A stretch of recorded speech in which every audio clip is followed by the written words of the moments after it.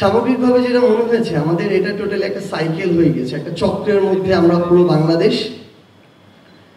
এই চক্রটা ভাঙার একটা উপযুক্ত সময় ছিল অভ্যুত্থান পরবর্তী সময়। এখনো এই চক্রটা সেভাবে ভাঙা হয়নি বললেও চলে। আর এখানে আসলে কিছু মানুষ পরিবর্তন হয়েছে এই চক্রে, কিন্তু একটা ব্যাকডোর নেগোসিয়েশনের মধ্য দিয়ে এই চক্রটা কন্টিনিউ হচ্ছে। এখানে বড় বড় কিছু বিজনেসম্যান আছেন, তাদের সাথে যেই রাজনৈতিক দলই আসুক না কেন, সেই রাজনৈতিক দলের একটা সুন্দর নেগোসিয়েশন হয়ে যায়। এরপরে সেই বিজনেসম্যানরা ধীরে ধীরে বিজনেস মাফিয়া হয়ে ওঠে। তাদের কিছু মিডিয়া হাউস থাকে, তারা ধীরে ধীরে মিডিয়া মাফিয়া হয়ে ওঠে। এরপরে তাদের কিছু ব্যাংক হয়, ধীরে ধীরে তারা ব্যাংক মাফিয়া হয়ে ওঠে। এই কালচারটা থেকে আমাদের বের হয়ে আসার জন্য আমাদের একটা চক্রের বিরুদ্ধে ফাইট করতে হবে।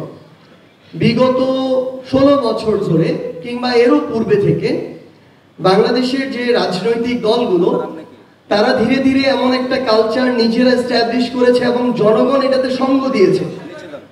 জনগণকে আবার একদম আলাদা করে ফেলা যাবে না, সবাই সাধু ন, জনগণ ওই কালচারটাকে সঙ্গ দিয়েছে। আজকে যে কোনো একটা আসনে আমরা দেখেছি আওয়ামী লীগের সময়ে তাদের একজন সংসদ সদস্য নির্বাচিত হতে 100 কোটি টাকা খরচ করেছে। তো এই 100 কোটি টাকা একজন এমপির পক্ষ থেকে বৈধভাবে আজীবনও উপার্জন করা সম্ভব নয়।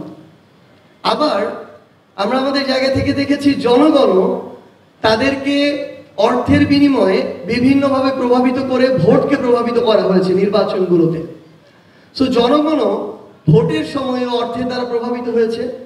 তাহলে আলটিমেটলি এখানে যে বিষয়টা দাঁড়িয়েছে, এই অর্থ দ্বারা জনগণকে প্রভাবিত করা যায়। রাজনীতিবিদদের অর্থ প্রয়োজন, এস্টাবলিশমেন্টের সাথে ফাইট করার জন্য অর্থ প্রয়োজন, এবং এই অর্থের জন্য তারা আবার বিজনেসম্যানদের সাথে বিভিন্ন অনৈতিক ইলিগাল নেগোসিয়েশনের মধ্যে হাত মিলিয়েছে। এবং এই রাজনীতিবিদরা সরকারের টেন্ডার থেকে শুরু করে যত বিজনেস অপরচুনিটি আছে এগুলো একদম ইলিগালি অযৌক্তিকভাবে কিছু মানুষের মধ্যে কুক্ষিগত করে ফেলেছে। সকল সুযোগ সুবিধা ওই অল্প কিছু মানুষের মধ্যে গিয়েছে। এরকম একটা আমরা আমাদের জায়গা থেকে চক্র দেখেছি। তারা পাওয়ার যোগ্য হোক আর না হোক তারাই পাবে।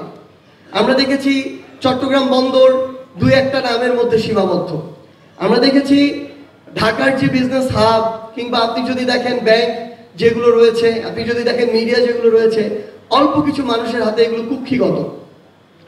তো এই মিডিয়া মাফিয়া বলি, ব্যাংক মাফিয়া বলি, বিজনেস মাফিয়া বলি, যারা আসলে বিভিন্ন ক্ষেত্রে আমার এমএসএমইর সহযোদ্ধাদের প্রতিবন্ধকতা হয়ে দাঁড়ায়, তাদেরকে বা তাদের এই প্রতিবন্ধকতা মোকাবেলা করার জন্য আমাদের মনে হয়েছে যে আপনাদেরও আসলে ইউনাইটেড এমএসএমই একটা মাফিয়া গ্রুপ হওয়া দরকার। এটা নেগেটিভ অর্থে না, এটা একদম পজিটিভ অর্থে, যে তারা ডিরেক্টলি আর ইনডিরেক্টলি কিন্তু আপনাদের উপরে নির্ভরশীল।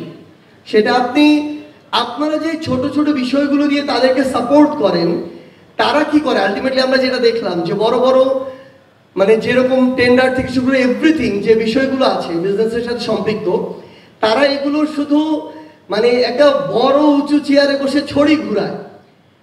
মাঠ পর্যায়ে বা ছোট ছোট পার্টে কাজ কিন্তু আমার এমএসএমই যারা রয়েছেন তারাই করেন। সো তারা যদি তাদের জায়গা থেকে একটা ইউনাইটেড ফর্মে আসতে পারেন, যে একটা নির্দিষ্ট রেসপেক্টফুল একটা নেগোসিয়েশন এন্ড বিজনেস পর্যন্ত আপনাদের মধ্যে এই সমন্বয়টা থাকবে, কিন্তু যখন আপনাদের উপর একটা চাপিয়ে দেওয়া হবে, শোষক রূপে আবির্ভূত হবে, তখন আপনি যেন তাদেরকে ত্যাগ করে আপনারা একসাথে ইউনাইটেড হয়ে একদিকে দাঁড়িয়ে যেতে পারেন। এবং যখন আপনারা দাঁড়িয়ে যাবেন, যে কোনো শোষক যত বড় মাফিয়াই হোক না কেন, তাদের যে পতন শেখ হাসিনার মতোই আবশ্যক, সেটা কিন্তু ইতিমধ্যে প্রমাণিত হয়েছে। সো আপনাদের কাছে আপনাদের এই যে বিষয়গুলো, আমাদের মনে হয়েছে এই প্রত্যেকটি বিষয় আমার ছোট্ট অভিজ্ঞতা থেকে, এগুলো বাংলাদেশের যে রাষ্ট্র কাঠামো, রাজনীতি, পলিসি, ব্যুরোক্রেসি থেকে শুরু করে এই কাঠামোগুলোর সাথে একটা ফুড চেইন বা ফুড ওয়েবের মতো একটা চক্রে আবদ্ধ। সো আমরা শুধু নির্দিষ্ট একটা বিষয়কে বা শুধু বিজনেসটাকে যদি টার্গেট করি, অন্যান্য বিষয়গুলোতে আমাদের প্রতিবাদের ভাষা কিংবা আমাদের সৎ সাহসটুকু জারি না রাখি, তাহলে ওই একটা পার্টকে স্বচ্ছ করা, ভালোর দিকে নিয়ে যাওয়া খুবই টাফ, যখন আদার কানেক্টেড পার্টগুলো অলরেডি করাপ্টেড।